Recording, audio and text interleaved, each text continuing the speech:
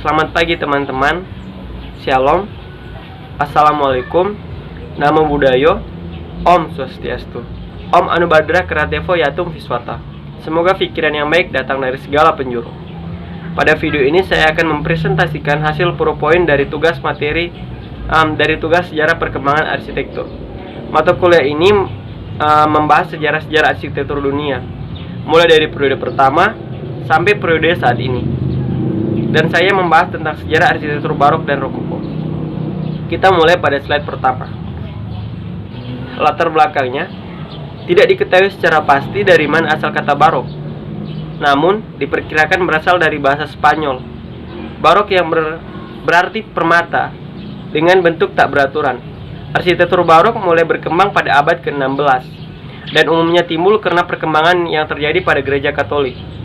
Di dalam gereja, arsitektur dan patung, lukisan dan musik digabungkan dengan cara yang baru, seperti yang radikal untuk menekankan kepentingan ajaran Katolik sehingga dapat membuat pesan-pesannya lebih atraktif atau menarik cita rasa pergerakan yang menerus, yang terutama diciptakan oleh permainan dinding-dinding, cekung, dan cembung adalah fitur yang paling jelas pada bangunan barok.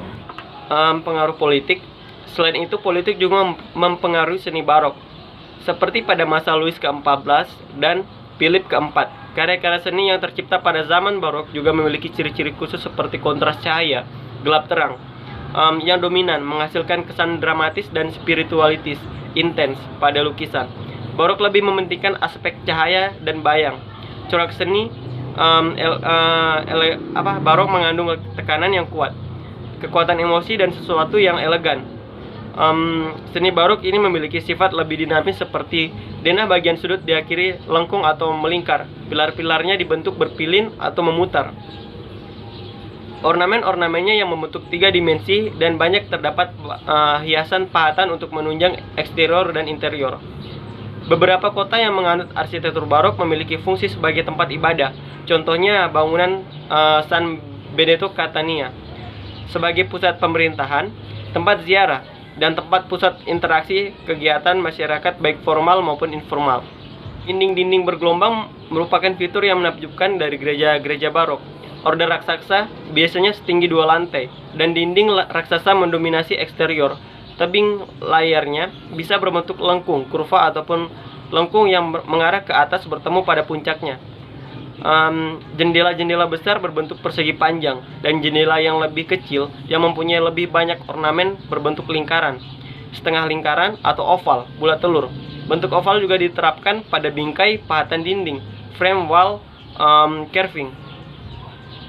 Denah lantai dasar biasanya juga oval, yang merupakan bentuk geometris paling bergerak dan yang menciptakan rasa pergerakan.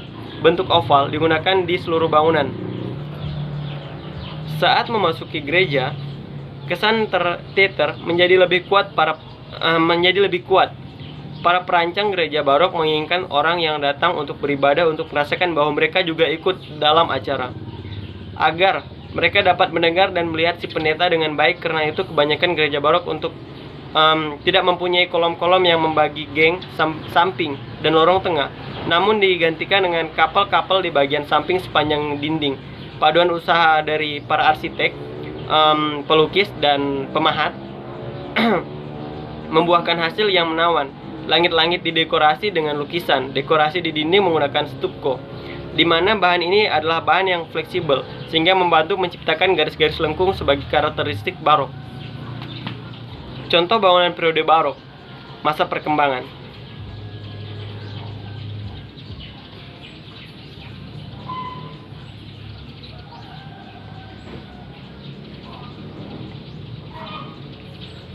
Itulah contoh-contoh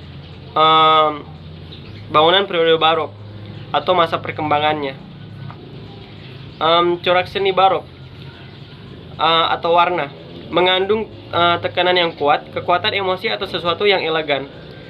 Seni barok ini memiliki sifat lebih dinamis seperti denah bagian sudut diakhiri lengkung atau melingkar.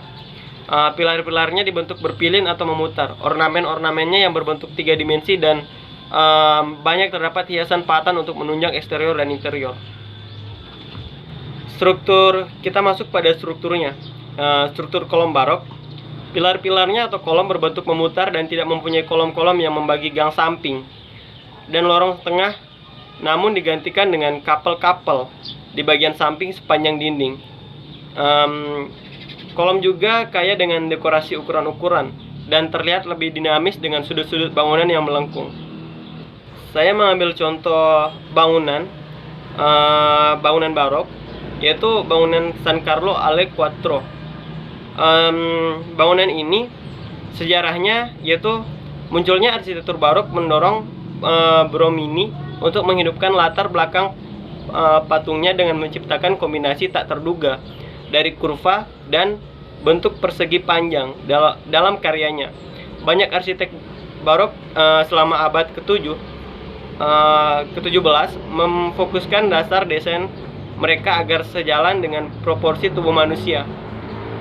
Bromini adalah non-klasik dalam arti bahwa ia mendasarkan desainnya pada angka geometris. Melarikan diri ke Roma untuk menghindari utangnya dan mendapati dirinya menjadi murid bintang arsitektur di bawah arsitek terkenal di Italia.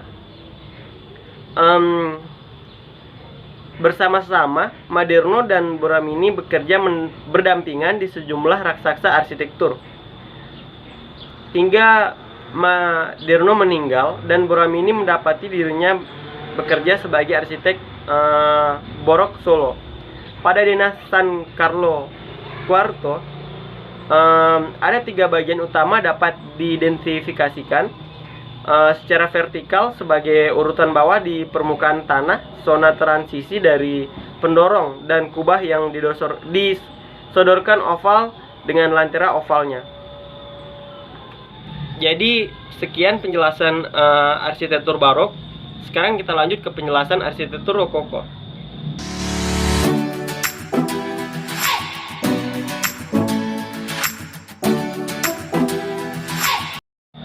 Rokoko pertama kali muncul di Prancis pada awal abad ke-18 sebagai lanjutan gaya barok, tetapi berlawanan dengan tema lebih berat dan berwarna lebih gelap dari gaya barok. Rokoko ditandai oleh suatu kekayaan rahmat, suka melucu, dan keringanan. Motifnya memusat pada gaya hidup yang aristokratis yang tanpa perlawanan, dan roman picisan, bukannya pertempuran, gagah berani, atau figur religius. Mereka juga berputar luar dan alam di dalam pertengahan akhir abad ke-18. Rokoko dikalahkan oleh gaya neoklasik. Pengaruh politik arsitektur rokoko, yaitu rokoko dikembangkan pertama dalam seni dekoratif dan desain interior. Sukses Louis ke-14 membawa perubahan dalam pengadilan seniman dan fashion artistik umum. Pada akhir pemerintahan lama, gaya barok desain yang memberikan cara untuk unsur yang lebih ringan dengan kurva lebih banyak dan pola-pola alami. Unsur-unsur yang jelas dalam desain arsitektur Nicolas Pineau selama Regens. Ketinggian pembangunan rokoko di Prancis, gaya telah menyebar di luar arsitektur dan mabel untuk lukisan dan patung. Dicontohkan oleh karya-karya Antoine, masih mempertahankan rasa barok bentuk-bentuk yang kompleks dan pola rumit. Tapi saat ini telah mulai mengintegrasikan berbagai karakteristik yang beragam, termasuk rasa untuk desain oriental dan komposisi asimetris. Contoh bangunan periode rokoko pada masa perkembangan seperti ini.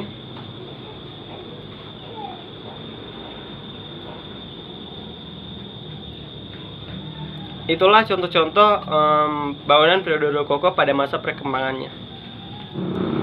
Dibandingkan dengan gaya-gaya artistik sebelumnya, rokoko memiliki kekhasan tersendiri. Gaya rokoko tidak dapat dinilai hanya berdasarkan satu objek saja, misalnya karya lukisannya saja, atau dari produk-produk furniturnya saja. Untuk mengapresiasi dan menikmati keindahan gaya, apresiator atau Penikmat harus melihat bagaimana objek-objek dengan gaya artistik rokoko ini satu sama lainnya saling mendukung dan menyatu untuk membentuk suatu keindahan interior ruang yang berkarakter khas.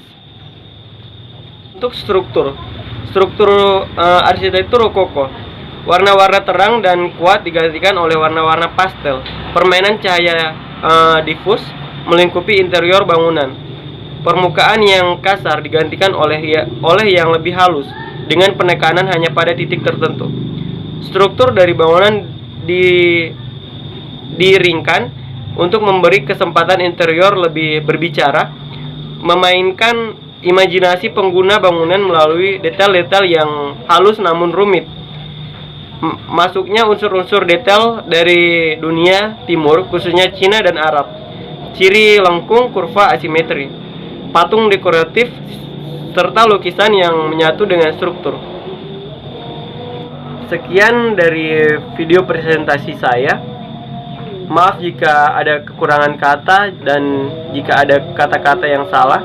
Semoga kita semua selalu dalam perlindungan Tuhan dan semoga pandemi ini cepat berlalu agar bisa melakukan aktivitas seperti biasa.